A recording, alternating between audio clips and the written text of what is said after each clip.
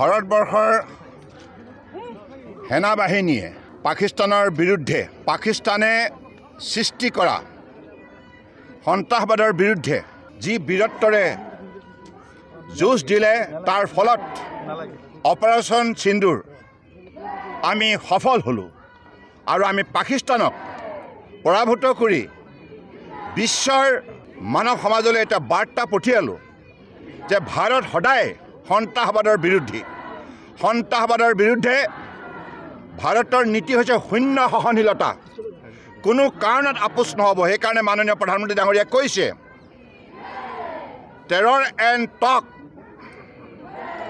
terror and trade আৰু খুন আৰু পানী একেলগে কেতিয়াও যাব নোৱাৰে আৰু পাকিস্তানক এই বুলিও তেখেতে সাৱধানবাণী দিছে যে নিউক্লিয়াৰ ৱেপন লৈ যাতে ব্লেকমেইলিং নকৰে ভাৰতে যিকোনো পৰিস্থিতিৰ বাবে আজি তাৰিখত সকলো ক্ষেত্ৰতে প্ৰস্তুত ইয়াক মুক্তৰ জবাব দিবৰ বাবে আৰু এই যুদ্ধত এইবাৰ বিশ্বৰ প্ৰতিখন ৰাষ্ট্ৰই এই কথা প্ৰত্যক্ষ কৰিলে যে ভাৰতবৰ্ষই আজি তাৰিখত শান্তিপ্ৰিয় কোনো মানুহৰ ক্ষতি নকৰাকৈ কেৱল সেইসকল সন্ত্ৰাসবাদীক নিশেষ কৰিলে যিসকলে পাহলগামত আহি আমাৰ নিৰীহ পৰ্যটকসকলক নিষ্ঠুৰভাৱে হত্যা কৰিছিল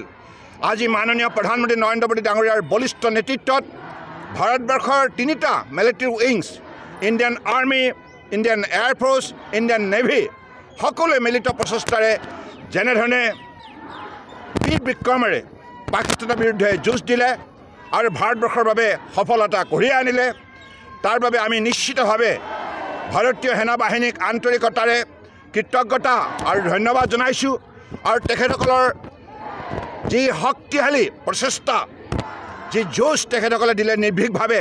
ইয়াক লৈ প্ৰতিজন ভাৰতীয় 140 কোটি 84 লাখ ভাৰতীয় গৌৰৱান্বিত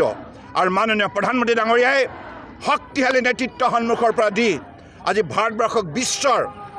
অন্যতম শক্তিশালী ৰাষ্ট্ৰ হিচাপে ইতিমধ্যে পৰিচয় কৰাই দিলে প্ৰতিষ্ঠা কৰিলে গতিকে মাননীয় প্ৰধানমন্ত্ৰী ডাঙৰীয়াকো আমি আন্তৰিকতাৰে কৃতজ্ঞতা আৰু শ্ৰদ্ধা আৰু ধন্যবাদ জনাইছোঁ আৰু এই মুহূৰ্তত তিৰংগা যাত্ৰা আমি সকলোৱে সমগ্ৰ দেশতে ভাৰতীয় জনতা পাৰ্টিয়ে তিৰংগা যাত্ৰা এইভাবে আমি আয়োজন কৰিছোঁ কাৰণ আমি আমাৰ বীৰ সৈনিকসকলক কৃতজ্ঞতা জনাবই লাগিব তেখেতসকলৰ সফলতাক লৈ আমি গৌৰৱান্বিত হ'বই লাগিব গতিকে অপাৰেশ্যন সিন্দুৰ সম্পূৰ্ণৰূপে সফল কৰাৰ ক্ষেত্ৰত তেখেতসকলৰ যিখিনি কষ্ট আৰু ত্যাগ প্ৰতিজন ভাৰতীয় আন্তৰিকতাৰে ইয়াক স্বীকৃতি প্ৰদান কৰিছে আৰু মাননীয় প্ৰধানমন্ত্ৰী ডাঙৰীয়াৰ নেতৃত্বত আগন্তুক দিনত বিশ্বৰ বুকুত আটাইতকৈ শক্তিশালী ৰাষ্ট্ৰ হিচাপে ভাৰতবৰ্ষ গঢ়ি তোলাৰ ক্ষেত্ৰত প্ৰতিজন ভাৰতীয় প্ৰতিজ্ঞাবদ্ধ